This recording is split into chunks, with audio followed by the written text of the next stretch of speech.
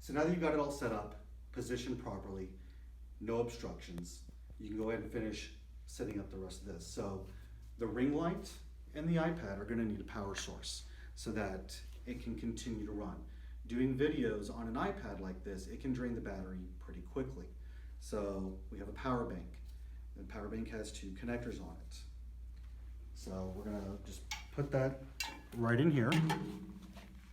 And then we'll run the ring light first. And what I do is this right here that controls the brightness and everything of the ring light, I kind of place it between the two of the screws so that it kind of secures that. And then I will just wrap this around like so. Just get that nice and tight. Let's do it like this. There.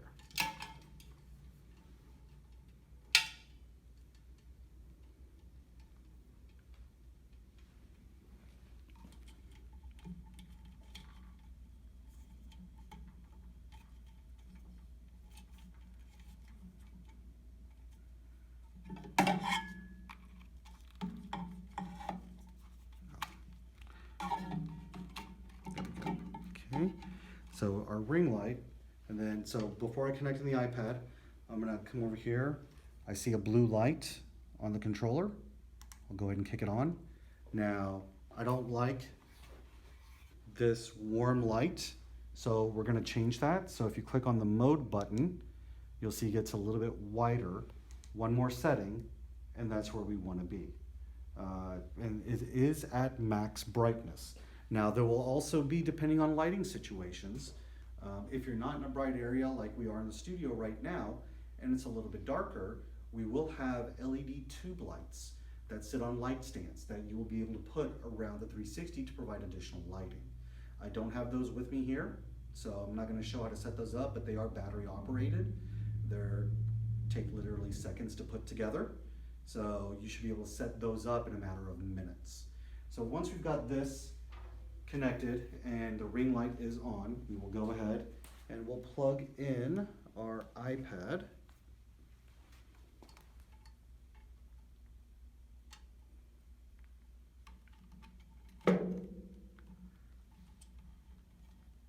Okay, make sure we're good, yep. So on the iPad, you can just verify if it's charging or not, and right now it does not show charging. So let's just make sure it is plugged in all the way. Okay, and still not. And this power bank may not be able to support the charging of these two, or powering this and charging this at the same time. This is my spare power bank. There is another one that comes with the booth that will be in there.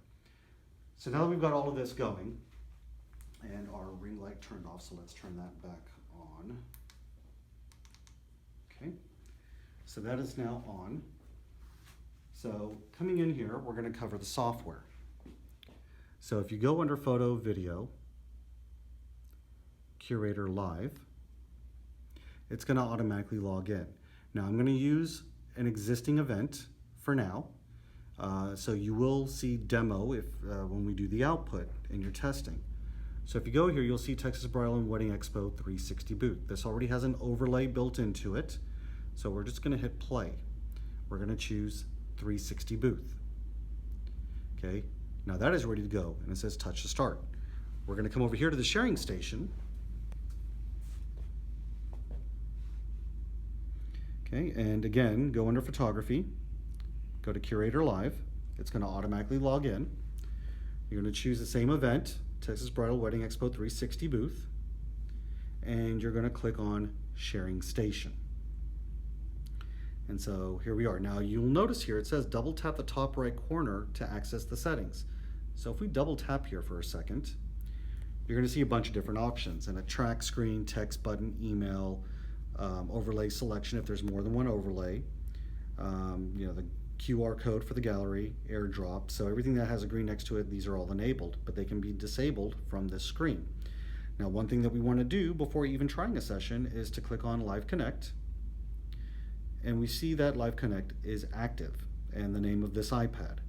Okay, if we go to devices, you will see iPad-mini shows connected because it's giving you a disconnect option. So that means that this iPad and the iPad mini in the 360 booth are now connected to each other. So we can go back in here, we'll click on play, and that takes us back here to where people can share. So then, I'm gonna do one test here with just starting a session and hitting the remote. So when we click touch to start, there's gonna be a countdown. What I typically do is I will hit start, I will hit the button, whoops, didn't mean to hit it right now, but I will hit the button. I will watch the screen as the arm rotates and see where the progress is so I know when to stop it. So we're gonna do that now. So I'm gonna hit start. I'm gonna go ahead and kick it in. I'm gonna speed it up all the way. Okay, and I'm watching, there's a red progress bar at the bottom of the iPad, and it's done. So now I'm gonna go ahead and stop it. Okay, once it's stopped, you gotta give it a minute to process. And it will replay it. So you can see what it looks like. The people they can see the overlay. Now remember I said that we have options to airdrop, text, and email, but we are not doing that from here. That will be from the other one. So we're gonna hit done. Okay, this is now ready for the next session. Guests are done, they can come over here, they can come to the sharing station. They're gonna click touch to start. They're gonna find their video. So here is the video that we just did. Now, right now the volume is off, but I'll turn it up. And so you can see the session that we just did. And this is the overlay and the video effects that where it goes through it and then speeds it up and goes in reverse. A lot of different options that can be utilized for this. So from here, they can go ahead and choose airdrop. And you can choose airdrop from there, and they can send it directly to their phone. It even shows that it's a video, what the name of the video is, and how big the file is. Or go ahead and text. Put in their phone number, hit send. Okay, or they can do email. So I'm gonna go ahead and I am going to, let's do this. I'm gonna email.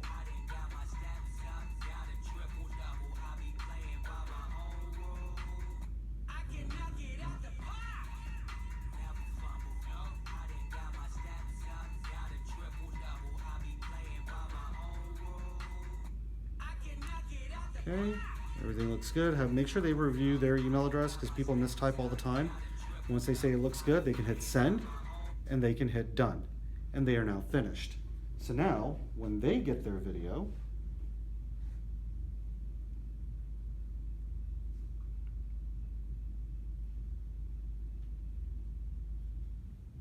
so they're gonna see it here. It's gonna say it's from Shakar Boots. It's gonna say your 360 video. They click on that, and this is what they're gonna be presented with. Our logo, their video. Now, the reason why this is not showing, this is a Gmail thing. You can always click on view in browser. It will take them to the website where the video is. And there it is right there. They can unmute. It mutes by default, so they can look at it from right here. They can go into full screen if they want as well. Okay, gonna mute that. And then they have options. They can share it on Facebook, Twitter, Instagram, or they can just go ahead and download it straight to their device. Because this is for a bridal expo, you'll also see that in this whole screen right here, there's a book now button. So they would be able to come in here and it takes us straight to the website where they can go ahead and book now and book us for any one of the booths that we have.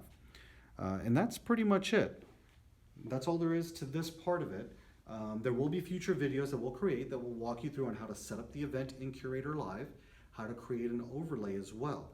But as it comes to setting up the sharing station, setting up the 360 and how to run it, that's pretty much it. Now, one other thing that I'm going to cover real quick is when you are operating 360, obviously you're allowed to be near it, but pay attention, especially during idle times. If you have this remote in your pocket, make sure nothing else is in that pocket.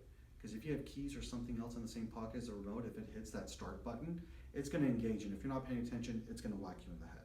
That did happen to me once already, and that's why I want to warn everybody.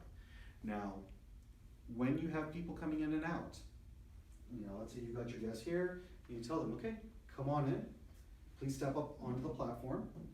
If it's a group of people, have them face outward. So one person here, one there, one there, one there, all facing outward. Make sure their feet are completely inside the booth as well. Let them know that they need to keep their feet firmly planted while the arm is moving. Now, they can still dance and stuff like that, but don't have them going like, anything like that. That's gonna break the arm, it could break the motor, it could hurt them, more importantly. So they need to stay planted, feet firmly planted, and they can do whatever they want during that, but no sticking out arms, potential for hitting the arm as well. And then let them know that to stay in the booth and keep their feet firmly planted until you tell them it is safe to move.